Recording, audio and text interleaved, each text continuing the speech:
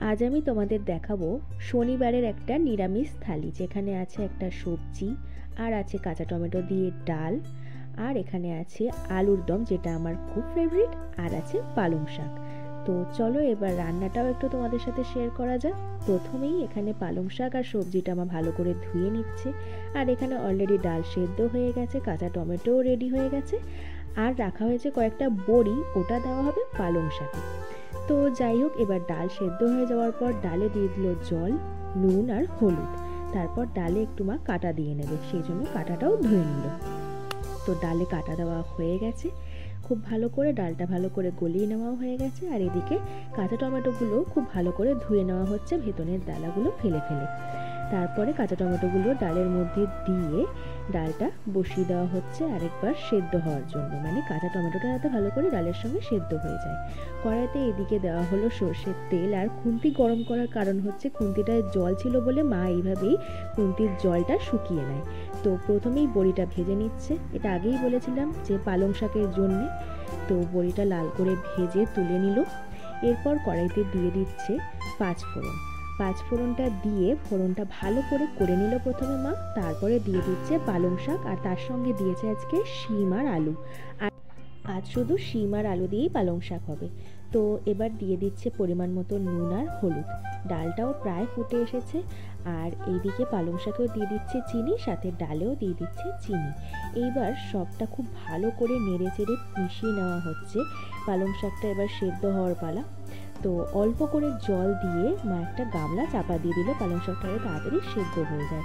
এদিকে ডালটাও ভালো করে ফুটে এসেছে, এটা নামিয়ে নেওয়া হচ্ছে সম্বার দেওয়ার জন্য। তো প্রেশার কুকারে দিয়ে দেওয়া হচ্ছে তেল।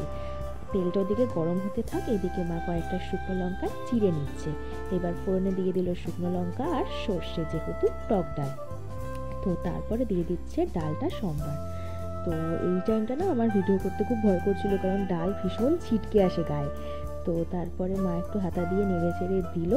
এদিকে এইবার করে নেওয়া হবে আলুর দম, যেটা আমার ভীষণ ফেভারিট, আর যদি সেটা হয় নিরামিষ তো আর কোনো কথাই নেই। তো এখানে দেওয়া হচ্ছে আদা, কাঁচা লঙ্কা আর টমেটো, আর দেওয়া হবে জিরে ধনে, যেটা মশলার পেস্ট বানিয়ে নেওয়া হবে। তো মা না সবসময় জিরে আর ধনেটা দেখেছি এইভাবে ছাঁকনির মধ্যে নিয়ে একটু ধুয়ে নেয়, কারণ বলে এর মধ্যে নাকি অনেক ময়লা থাকে। তো যাই হোক, এবার মশলার পেস্টটা করে নেওয়া হবে, আর ডালও রেডি হয়ে গেছে কাঁচা টমেটো দিয়ে। এইবার বানিয়ে নেওয়া হবে আলুর দমটা। তো প্রথমেই আলুটাকে সেদ্ধ করে নেওয়া হচ্ছে। চলো এইদিকে দেখানো যাক যে শাক কতটা হলো। শাক প্রায় অনেকটাই হয়ে এসেছে, কিন্তু আরও একটু হবে, কারণ একদম মাখা মাখা হওয়ার পরেই মা নামায়।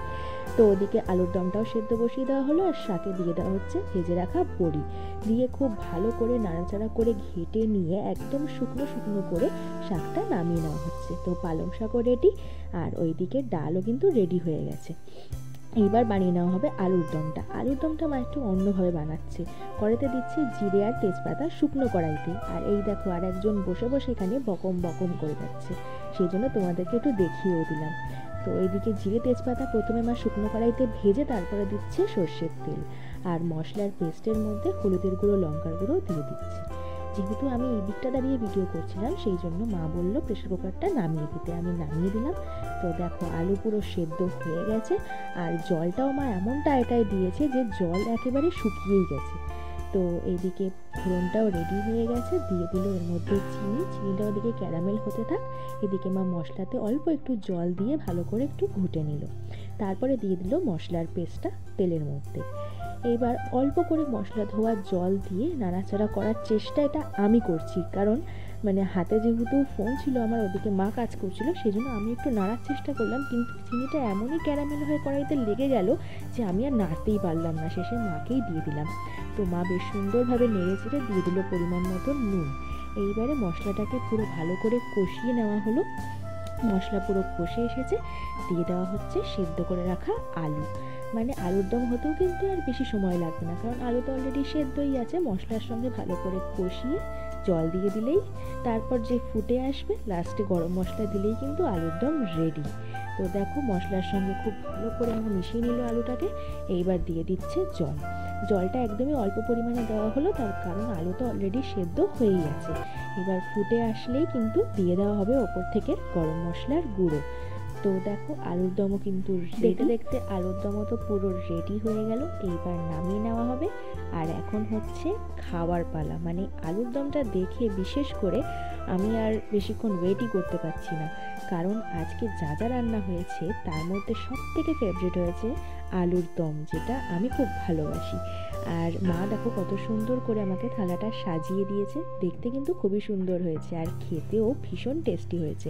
শনিবারের যদি এরকম একটা নিরামিষ থালি থাকে তাহলে কিন্তু আর নিরামিষটাকে নিরামিষ বলে মনে হয় না। তো তোমাদের কেমন লাগলো নিরামিষ থালি পারলে কমেন্ট করে জানিও।